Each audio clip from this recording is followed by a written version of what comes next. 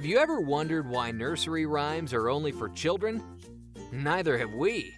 In this week's special episode, we invite Shawn Wildermuth into our lair of despair to talk about his latest project, the Hello World film. This documentary seeks to find the lost developers of non-white male origin, as well as explain what it is that programmers do in a way that makes sense to non-tech people. This week's episode sponsored by the long-lost love of the remaining Windows phones.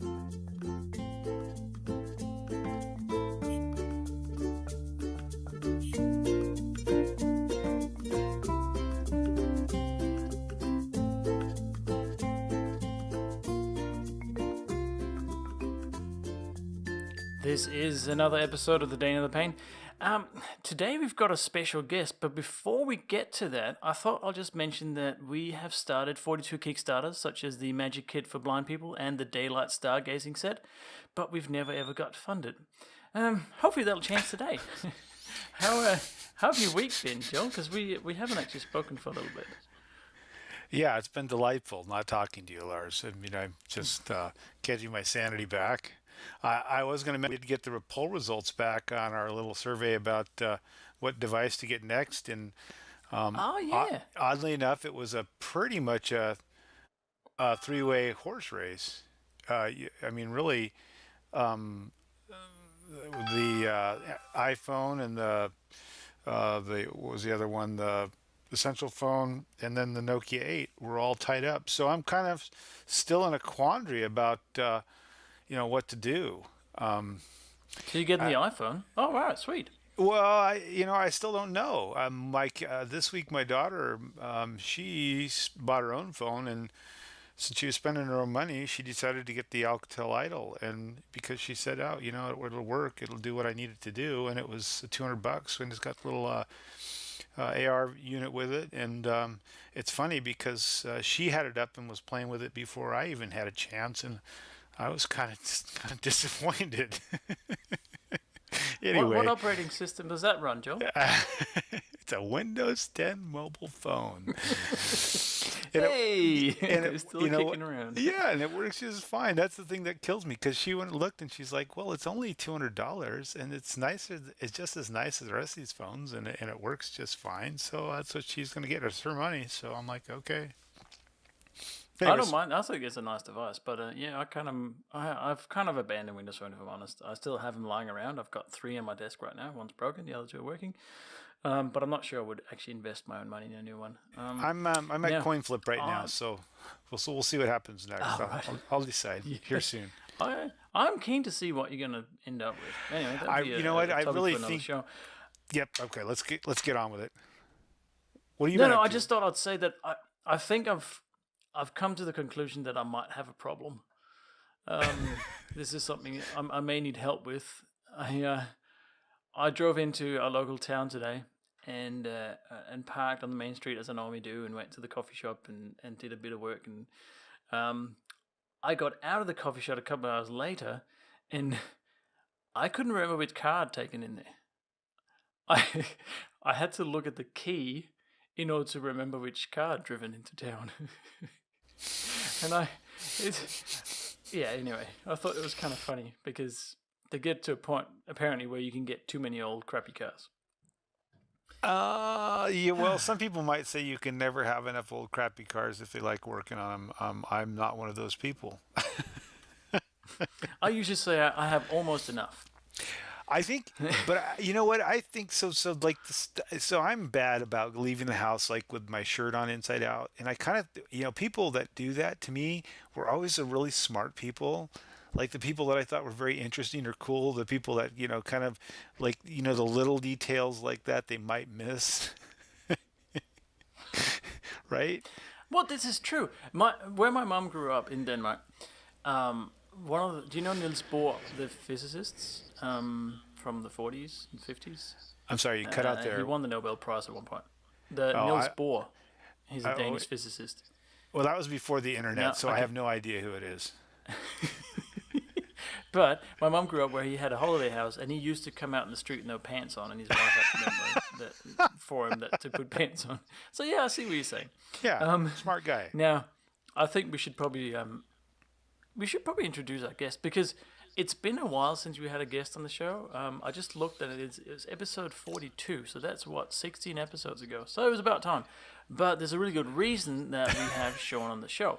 So I'll just introduce Shawn formally because he did send through a very nice bio that I would like to read. And it says that Shawn Wildermuth has been tinkering with computers and software since he got a VIC-20 back in the early 80s.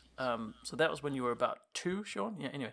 As a Microsoft MVP since 2003, I'm just messing this up, he's also involved with Microsoft as an ASP.NET Insider and Client Dev Insider. He's the author of over 20 Pluralsight courses, written 8 books, an international conference speaker, and one of the Wilderminds. You can reach him in his blog at wildermuth.com. So welcome, Shawn, officially to the show. Thank you. I'm excited to be here. Since you guys, apologies for messing up your bio. it's fine. No one needs to know any of that. To be perfectly honest with you, I wanted to chime in on this Windows 10 device thing. I actually, someone paid me to write 2 Windows phone books, and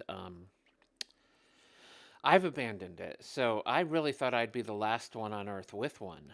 I cannot believe your daughter just bought a new one. I have to tell you. So I game online a little bit too, and there's this particular game I'm in. There's quite a few people that still use them. They tend to be in countries like in India, and in Europe, and so they're still out there. And I think it's because most people, when they buy a phone, they use it until it dies, right? Most people don't in the world don't renew their contract every 2 years like a lot of folks in the States do. But I digress. Your point taken. I think that's you're not the last one. No, and don't get the iPhone 10. Just get you'll be much happier with a Samsung 8 Plus. That's one, we thought about that as well. I am really leaning towards the essential phone, but we'll see what happens. Yeah, it's just, but unfortunately, I keep on saying, who's going to buy $1,000 phone? And then my wife kicks me and says, weren't these $900? Yeah, but it wasn't 1,000. This is true. But I'd just like to mention that the iPhone 10 in Australia, the top of the line, the 256 gigabyte model, is $1,800 Australian. So that's about $3 American. No, it's something like that. Really expensive. It's crazy expensive. It's insane. It's I don't get it. I don't get it at all. Which would almost be enough if 10 of our listeners kicked in $1,800 to your Kickstarter, you'd be set. Yeah. Oh, that's a good I would. point. Yeah. See what I did so there? That's a what nice we're segue hopefully as well. doing. Yeah. Wow. Someone's worked in radio. Sorry. So what is this Kickstarter and what is it all about? What is this thing you're talking about? No, so we wanted you on the show, Shawn, because we've been talking for a while. We've known each other for a few years now, and you, I was on your podcast, and now you're on ours, and you started this project. It was a while ago that you first started talking about making films. I guess a progression from podcast, maybe. I'm not sure, but I saw your equipment and I went, oh, all right, this guy is serious because you haven't gone out and invested in kind of consumer grade equipment, right? Because you're serious about this project. So I'm really keen to hear more about the Hello World film. Like, what is it and when and how? Sure. And all that stuff. Well, of course, I've done and I'm still working on the Hello World podcast, which was about how people got started, and that really fascinated me. But I've always had a love for documentary film, and I'm the awkward guy at the conversation that said, well, now that you mention it, I just saw a documentary about that. I just spent an hour of my life in what you read, 12 minutes in a article on the internet. And so I decided that I'd gotten to the point in my life where I could, let me give this a try. And I started by making a couple of shorter films. I made a 10-minute movie about me and my wife, and then a half-an-hour film about the little neighborhood I live in. And that gave me the confidence to go, okay, I can really do what I really have always wanted to do, which was do a movie about software development. And the audience for it isn't as much us as it is the rest of the world. I want to demystify what we do so that, my sister and one day my kids or my parents can understand what we do and what it's all about, why we're so passionate about it, why I sit at the end of the couch, hacking Python or Elm or whatever it is I'm passionate about that night, even though it looks a lot like what I did all day. And that's that. This is true. It's a Fair good point. point. Yeah, someone said in one of the interviews, my play looks a lot like my work does, and so my wife doesn't really understand when I'm doing one versus the other. And I'm like, that's exactly right.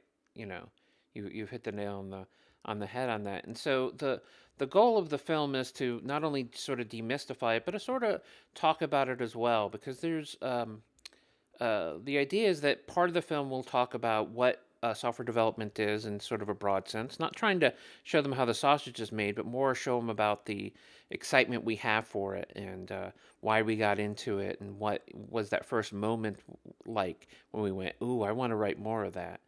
But I also want to talk about sort of the inclusion problem in that one of the things that I noticed when I was starting to look at this film was there were a lot of these stories coming out about women and people of color in our industry. So I started looking at some of those numbers and the 15 to 20% of women in software development itself is pretty low. And it occurred to me that I couldn't remember a single American woman that I'd ever worked with as a software developer.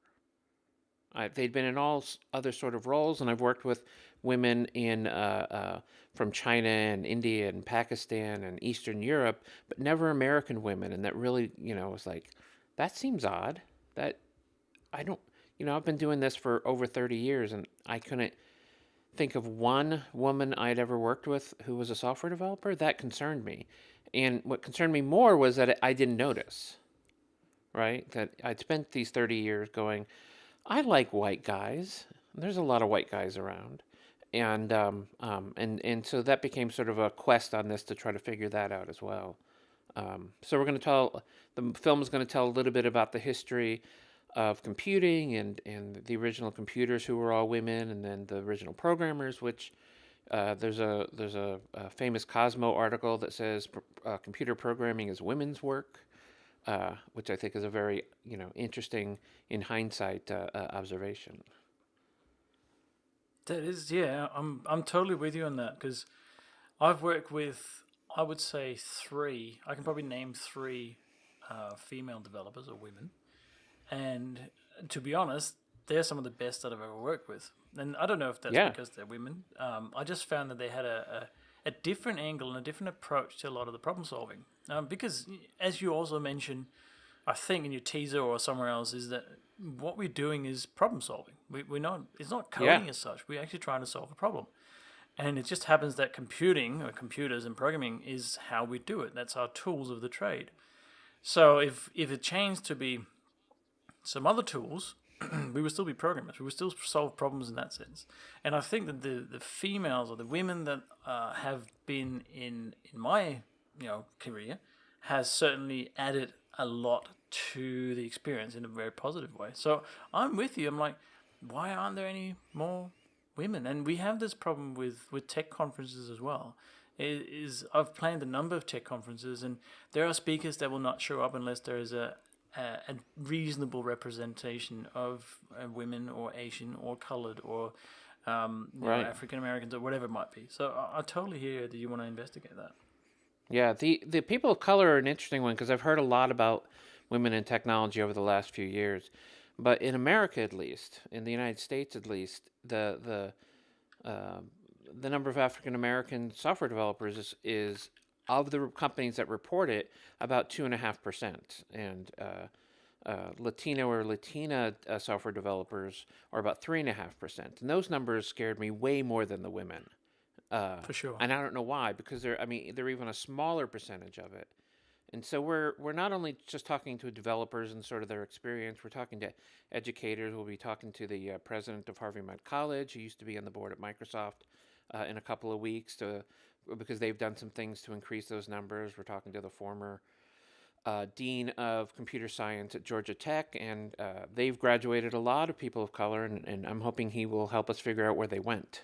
Like they're somewhere, right? They graduated one of the somewhere on the top rock. 10 engineering schools in the United States, and I can't believe they all decided to do something else with their lives. So some of this is investigatory, and that's sort of what this Kickstarter is about, is to try to help us do that. We also want to talk to some people that I think a lot of us want to hear from. One of our biggest gets was John Romero, who's in Ireland, actually, so we'll be traveling over there next year to speak to him. Those of you who don't recognize the name should. He was the co-writer of Doom with John Carmack, so he's been in the software development space, and he's actually he's Native American and Mexican, and so he has sort of that perspective of not really fitting into the white guy mold either. So I'm hoping he has some interesting stories about that. Now, I just wanted to ask: do you think it's because all three of us are middle-aged white male? Yeah. Is it a how do I word this? Is it? I don't think it's malicious on the part of the middle-aged white male kind of mold, but initially when I started presenting at conferences and I started being more sort of involved in the tech community, I didn't think of it. I didn't give it a second thought. It was just like whoever was there, awesome. I'll talk to. It didn't matter if they were, alien or female or whatever. I just spoke to whoever. But I see now in retrospect that, hey, maybe I was discriminating. Maybe I was steering towards the middle-aged white guy. I don't know. I'm wondering if that's sort of an unconscious case of neglect or differential treatment. Well, I think there's a number of things that come at it.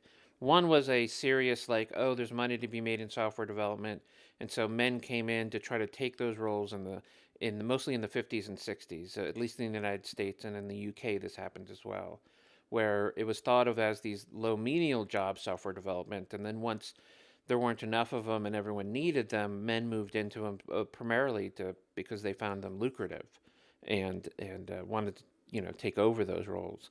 But in sort of my experience, from the mid 80s on, I think there's sort of three things that have driven it. One has been this sort of unconscious, I think I know what a developer looks like, and they happen to look like me. I don't think it was this conscious thing at all. It was just like, well, a developer looks like a 24-year-old, maybe a little socially awkward guy with a stain in his tie. Yeah, okay, that I could buy that guy as a developer. I think another reason is what people call as the pipeline problem, and that is fewer women and people of color were graduating for a long time. Some of this was because of the way we were teaching software development, and so women would come in, women and people of color would come in, and then because they couldn't really identify with everyone else that was there, they would tend to change majors and such to get out of it, or they had no interest. And some of that, I think, is economic. So in the 80s and 90s, to go into college and get a degree in computer science, you probably had to be affluent enough to have a computer at the house when you were a kid. And so that takes a percentage of people, especially, at least in the United States, people of color, completely off the table. So you take this minority and make it an even smaller minority of people who are interested in it. And for a long time, this is one of the things we're going to talk to the president of Harvey Mudd about, was when you got into college or even high school, the kinds of programming they were teaching felt a little like they were trying to get rid of the people who weren't super interested in it. They weren't trying to attract people. They were trying to get out the people who may not excel in it as far as they were concerned. So in colleges, they would start with C or C++, which will teach you a lot about how computers work, but will definitely, if you feel over your head immediately, you'll leave. And so one of the changes that Harvey Mudd did was they moved to teaching Python first. So they could find out people who enjoyed programming, and then they would get into the harder subjects as they would go deeper. Once people were like, oh, okay, I know how to program. Now I might be more challenged. Because C and C++ wouldn't be that difficult if you'd been hacking AppleScript for 5 years at home. But if you came into it without that computer experience, it's a pretty rough road to hoe. I I had a question for you, Sean. So, I Sure. looked back at your bio and I think you're kind of Lars's I or were your contemporary, and I saw your picture with, I don't know, I think it was an Amiga or some sort of one of these, little computers back in the early 80s, and that was sort of my experience too as a kid.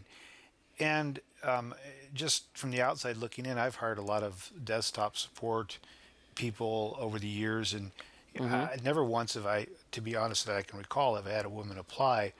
But I guess my question for you is, what is different from then and now?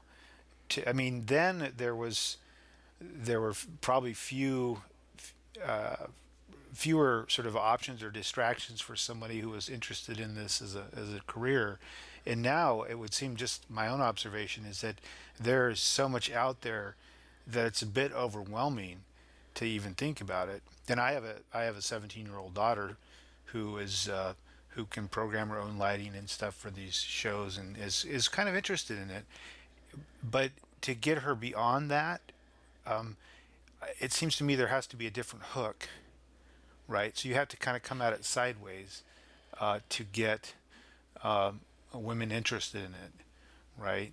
Well, maybe I think we have a problem with people that are coming up today in general, and that is sort of like the way you and I, not all of us here on the call, obviously, but you and I probably came up where we had cars, and we knew that if we took them into a shop, that's how you service them.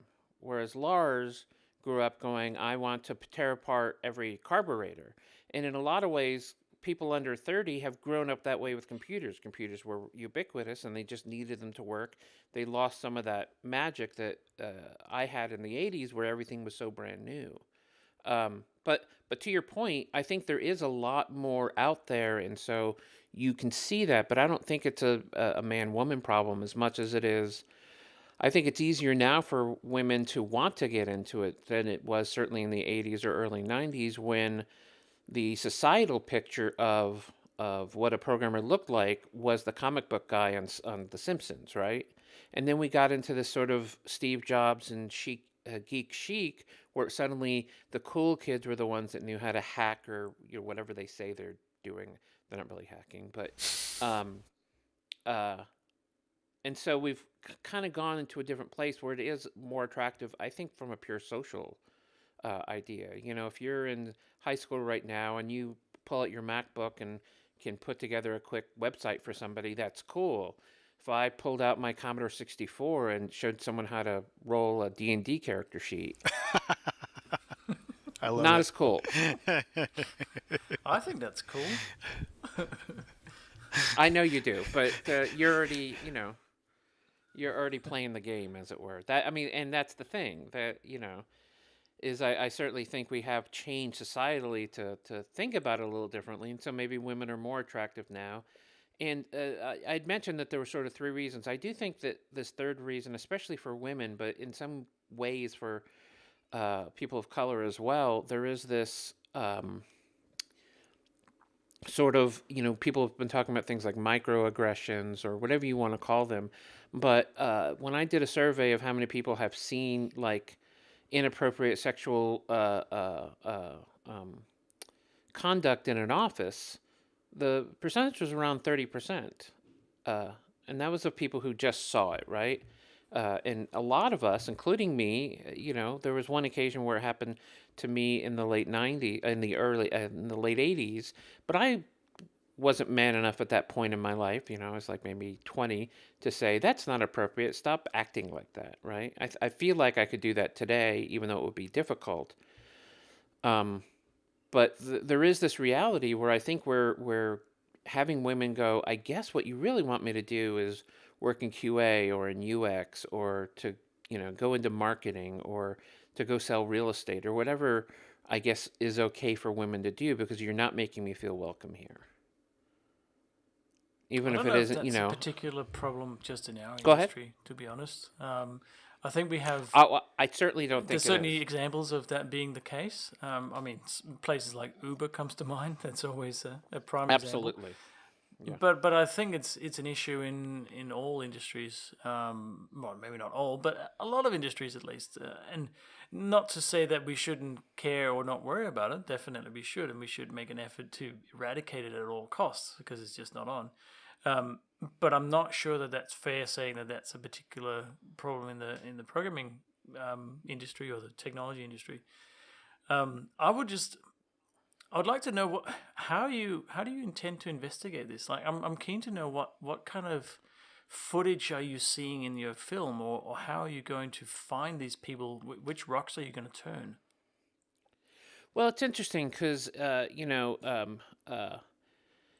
most of the film is going to be based on interviews and talking with different people. We just spoke to someone that used to be a PM that talked about sort of her problem with being a woman, even in a role like a program manager at Microsoft.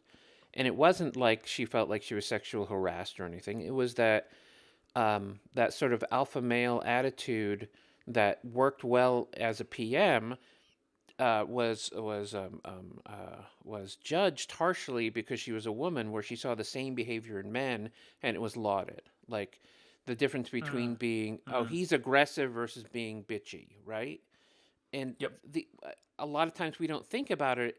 I don't think again, it was this purposeful, like, we have to get the women out, let's do this. But there is this perception, even if you think in corporate meetings, we tend to take the people who are quietest, whether they're women or men or anyone, and we don't let them speak. There is this bravado in a lot of companies of the loudest person gets their way. And even thinking Absolutely. about 100%. all of that differently would would help these other things. And I don't expect the movie is going to find some magic solution. I think it's way more nuanced than that. I think these problems that I want to show is my hope in the movie isn't to say, "Ooh, our industry is bad." It's not a expose on the industry whatsoever, because like you said, most of these problems exist in other places. My hope is that I can take women and people of color that watch the movie and go, "Oh, I should be doing this." There isn't anything emblematic about this that. I'm also, one of the other things I'm trying to do is say, by the way, you don't need calculus to be a programmer. There's this, I've met a bunch of people who have asked me, like, I kind of want to get into it, but I'm not good at math. And I was like, I don't think math is involved. I mean, logic is and problem solving, but when you think about, the kinds of things that we actually need to do, I want to attract people to the industry. And that's kind of the goal of the movie, even though I'm going to be talking about these things that are difficult. And hopefully that'll make clear, especially among the people I'm interviewing, that, that it isn't the systemic people want to be bad to people thing. I think it's more of a negligence than a overt act. Who do you see as, well, you kind of alluded to that. You're looking to try to attract minorities and other, folks that are different than sort of the stereotype into the industry. But how do you see this being distributed? Have you approached large software companies or people that employ lots of programmers to see if they would be interested in, showing it to, say, as an orientation film for new staff, or what are your efforts in that regard? We haven't really talked to them in that sense. What we're trying to do, or I say there's two of us making the movie, but what we're trying to do is, once we complete the movie, which will be done in late 2019, we're going to take this to film festivals, mostly documentary film festivals, but we're going to try to get in some others, with the hopes of getting this on in a wider distribution than being shown at conferences and such. We want to get this on Netflix or Amazon or Hulu or one of those guys, because our audience aren't developers. Our audience are people that are not developing yet, or that have left the industry, or that are thinking about what they're going to do in college, or whatever it is. I want to get this to a wide audience, and that's who we're trying to make the film for. One of the challenges is that we're interviewing a lot of very technical people and getting them not to like use acronyms through all this stuff is one of my biggest challenges. Is I'm like, can we say that one more time, but don't make like you're talking to me. Make it like you're talking to anyone, a normal. Yeah, you don't want to talk about APIs on AWS, right? Yeah, that works. Right. Yeah, on the OS level. Right. With it's just I understand what you're saying. If you want to involve Yeah. more And luckily people that are not technically savvy, you need to do that. And luckily, my cinematographer isn't technical at all. She's a great cinematographer, but she doesn't know anything about programming. And so, if she gets what we're saying, then we know we're hitting it right. That it wasn't an overly jargoned conversation, and that's sort of what we're going for. I think developers on the whole will enjoy watching this, but I think the audience is much bigger, and that's who we're really shooting for. So you're trying to raise money, obviously, to do this, and so how much money do you need? What's it going to go for? Who should we be telling telling to donate money to this project? Well, I think that for the most part, the people who would want to donate are people that either want to see this actually happen, which I'm hoping will be more than a few, but we're really focusing on developers since they understand what we're trying to do. Going through a broad audience is a little more difficult.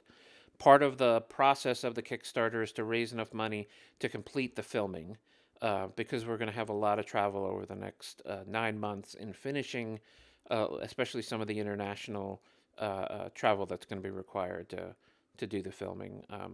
John Romero is an example that we have to go to Ireland in February, so it's not a vacation. If you've ever been to Ireland in February, I'm guessing it's cold as hell. That's a good point. You should come to Yeah. Australia in February instead. Yeah.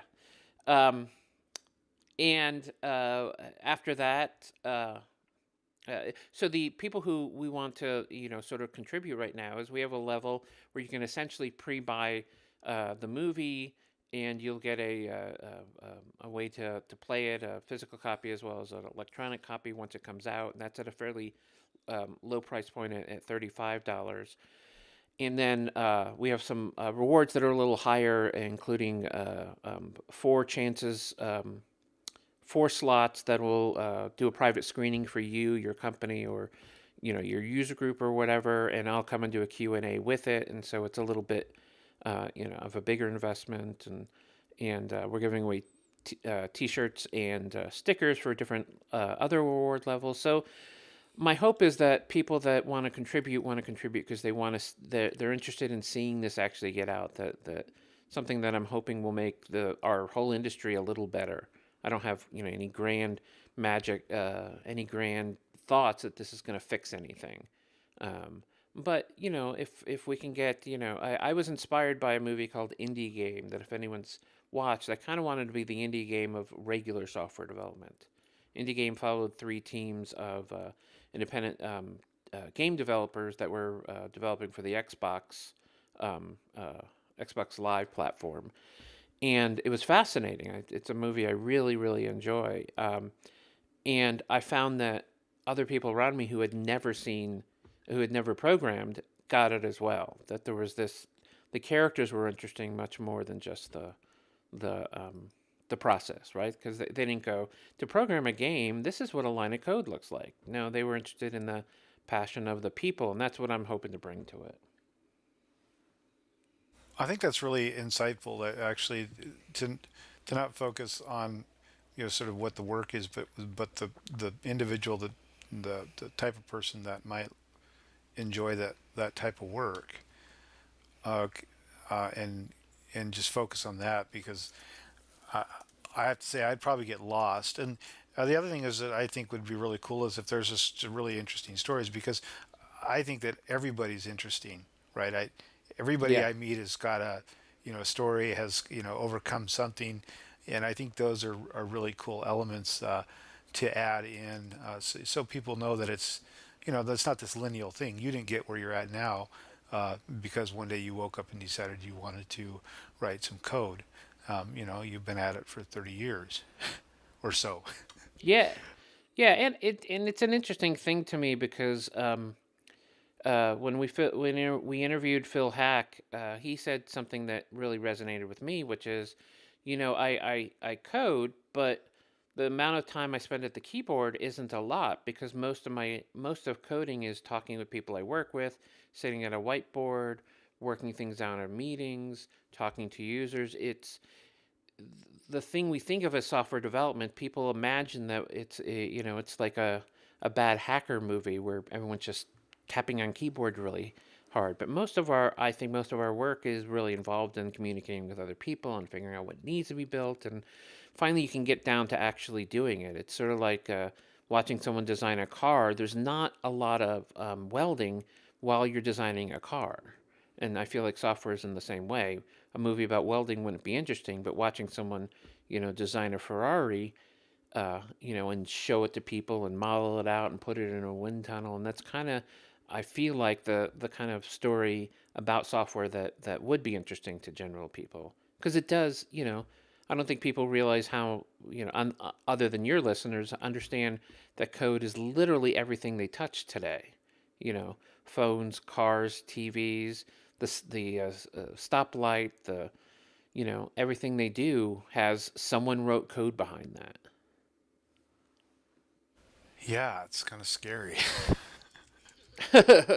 Yeah, since we've seen, code that we've written, that you're doing I was fly-by-wire just thinking that. planes crossing the Pacific. Yeah, Oh man, it's scary. I like that analogy to the car industry. I think that's very, very accurate, Sean. I often see myself more as a digital tradesperson, like a digital builder, more than a software developer, because we got to get the foundation right and we got to build the roof so it doesn't leak. And there's all these elements to it that we have to make sure are, well, maybe not perfect, but good enough so that the house doesn't fall down, right? And Right, absolutely. most people just don't appreciate that. I don't think. No. One of the things. No, when people go, why does it take that long? And you go, well, because it does. Yeah. I was I thinking could explain it, but you might, some of the. I was trying to think of where would be the natural well to go to, but even when I think of these sites like Mixer, or streaming services, where a lot of gamers and younger gamers and people who might be sort of this, the stereotype, might be the audience for this, but the problem is with a lot of those, you see the same sort of demographic that you were just talking about. Unfortunately, you don't see, at least in time that I'm on there, limited time on there, a lot of women with their own channels and streaming stuff. But it seems like there's a lot of opportunities out there for channels for getting the film out. Yeah, I hope so. And what was the other one? Oh, I saw Yeah. Minecraft for Education. I think went over 2 million or 3 million subscribers today, which was, I would just sort of blows Yeah. my mind. Another opportunity maybe potentially for you. Yeah, and it's interesting because a lot of those programs weren't sitting down and writing code. A lot of people that think about the Minecraft for Education thing, or even some of the Unity stuff, as being a way to get people in the industry. A lot of that isn't. A lot of that's visual programming, way more than what we think of as text editor and angle brackets. So when is your date to release the film? When will it be out? It should be done on the schedule as October of 2019, and it should be. I'm hoping to be available during the year of 2020. Wow. I've been working on it in a year already, and we're going to be shooting through about September of next year, and then it's going to take a good year to cut and do post-production and all the 140 other things that need to happen before it can be shown on a screen. One of the reward levels that Richard Campbell actually suggested to me, and I thought was a great idea, was this sort of insider where every couple of weeks I would send out some sample footage of the interviews we're doing, or some little pieces of the cuts we're doing, so that people can kind of see what's happening as the whole process goes. Because I'm interested in how this stuff gets made as well. When I started looking at documentary film, I was talking to some friends of mine who have like looked into it and done it, and they said, documentaries can often be much harder than regular movies, because in a regular movie they'll shoot about 4 minutes of film for every 1 minute of film that goes into the movie, because they know what they're getting, right? They're saying the actor stand here, talk, and we're going to turn on the camera, and then when you stop talking, we're going to turn it off, and we're going to try it a few times. In a documentary film, it's often 50 or 100 minutes per minute of film. And so a lot of it's like, what do we have and what are we going to craft the story from? It reminds me a lot more of sculpting than story making in some way, because you have to find a story from with all this, material. We expect to have somewhere up to 30 to 40 hours of film once we're finished with the interviews, and Wow. and then we'll be cutting before that happens to try to make sure we have everything. But it is that's why it's going to take a year to really cut it together. Is it's just a whole lot of material. And That is a lot. Holy moly. yeah. And the way we're kinda shooting reminds it, me it's of, about a gig a minute of film. Wow. Oh, so you're just backing it up to OneDrive as you go? Yeah, just everything to OneDrive. That should be fine there. It'll be fine. Lars, would you indulge me in one question that's unrelated to Shawn's project? I really, whenever we get somebody on here that we haven't talked to before, I'm always really curious of like, what's the thing that's out there right now in technology that you think is the coolest, or if you're working on a side project or something behind the scenes that's unrelated to why you're on the show. I'd love to hear about that. I'm in love with most of the AR, VR, and mixed reality stuff. I have a HoloLens and a Vive, and I'm sort of waiting for what the next sort of iteration of those devices are. And I've played around with building some things in Unity as well. So as sort of on the programming side, I'm fascinated with it because tools like Unity make it approachable. But on the consumer side, I just love these different ways of telling stories and these games that really, take you in a different space. I actually just today returned my Windows mixed reality device because there's just no software for it right now. But the device itself was gorgeous. I just couldn't justify a $500. Oh, did you buy? You bought one? Yeah, I bought the Samsung one, which is the high def one, Okay. and it looks great. And the software that Microsoft has for it right now is pretty good. The whole experience of it was pretty good. There's just until they have Steam support. I'll probably buy one again if once they really have Steam support working. That to me which is coming very the soon. platform. I got an invite a couple of weeks ago to develop something for Steam VR. So that's certainly nice. coming. I've got the Acer headset, I actually got also a the pre. Windows MR. So I know what you're Nice. saying. There's just not much to do on it. Yeah, and since I'd already invested in the Vive and the HoloLens, I thought, do I need a third one that I'm not using as much as I should? It's So not about need, Shawn. And It's not about need. It's all about you. I know. Yeah. Well, you saw how much money I've already wasted on the film equipment, so I still have to stay married somehow. Oh, this is That's- good point. Anyway. Yeah. Now I am. If you want to know more about Shawn's Hello World film project, it is on Kickstarter. You just simply search for Hello World Film on Kickstarter, and we'll also put a link up on the show notes as well. They can always go to helloworldfilm.com, and that'll take them to There you go. a link over to the Kickstarter site, or again, you can see the teaser there and Yep. see more about the film. Yeah, the teaser's really good. I actually really enjoyed the teaser. I've shown it to a few people already. was trying to prove to people that, you know, it wasn't going to be bad. So hopefully the teaser proves them a little bit that I knew a little bit of what I was doing. It is this time of the week. This is what our listeners are waiting for, Joel. You know this. And I know, Shawn, you've been looking forward to my joke of the week very much. So I think we should. The only reason I came on. Yeah. Exactly. It's the joke of the week, so come along with me. I cannot promise it will be funny, but it's the joke of the week. Now, I found this on Reddit, I must admit, but I think it's fantastic.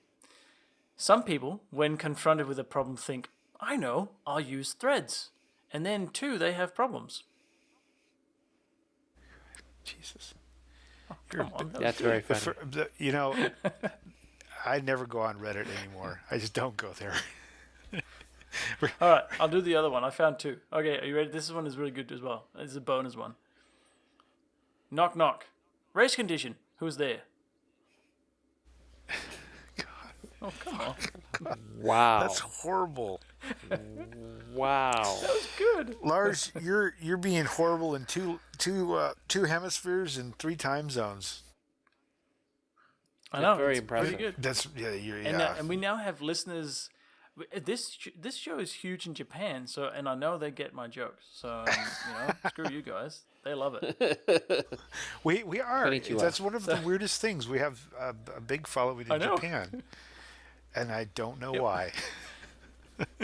I don't know either. I think it's the 4th largest after America, Alaska, Australia. Yeah, that's just my family. Alaska isn't a country. Well, it could be. Amen, brother. I've never heard anybody say that. Most people do think, at least when I was overseas when I was younger, that Alaska was some reason was not part of the United States. They just thought I always saw it differently. Which I have a That's friend from Nome, and what she would always get is people thought that Alaska was just off the northern coast of Hawaii because of where it would be put on maps. yeah. She's like, you gotta be Wow. what? It's like thinking Greenland's the size of Australia. Exactly. It's bigger, right? It's way bigger. But no, thanks for coming on the show, Shawn. It's I really look forward to this project being somewhere near to completion, so at least we get an insight into what's coming out of it. Is there anything you want to add just before we end in terms of the movie or something else? No, I just, if you're as passionate about the movie as I am, please, help me make it. And, I appreciate everyone who's been really excited about it. And I'm glad that I wasn't the only one who was interested in doing it. As I like to say, my wife really wanted me to take this joke off of the Kickstarter video, but if you're half as excited about the movie as I am, then I'm twice as excited about the movie as you are. That was better than Lars's joke. No, it wasn't. No, it wasn't. It really wasn't. Yeah, thank you very much for your time, All Shawn. right, well, on that note, yeah, exactly. It's been really interesting, and we look forward to seeing this Kickstarter. It'll still, from we publish this course, I'm in Pluralsight mode, I'm just recording at the moment. From we publish this episode, there's still a couple of weeks to contribute and be part of the project, so please go and do that. Yeah. And we will probably talk to you once the movie comes out, Shawn. I think we should do a follow-up and see how they all came to be. Absolutely, if I have any hair left at that point, but because of pulling it out. But we'll see. Whew. Sounds good. Thanks for having me on, guys. Take care. Right. See ya. Bye.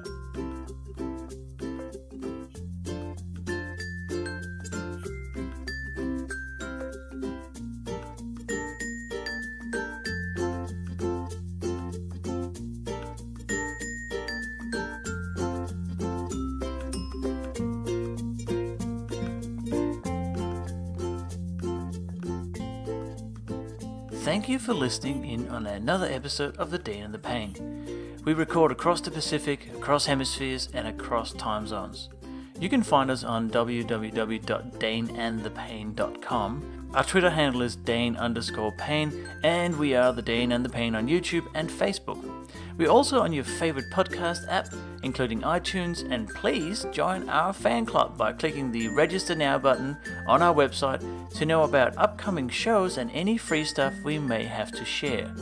See you next time on The Dane and the Payne.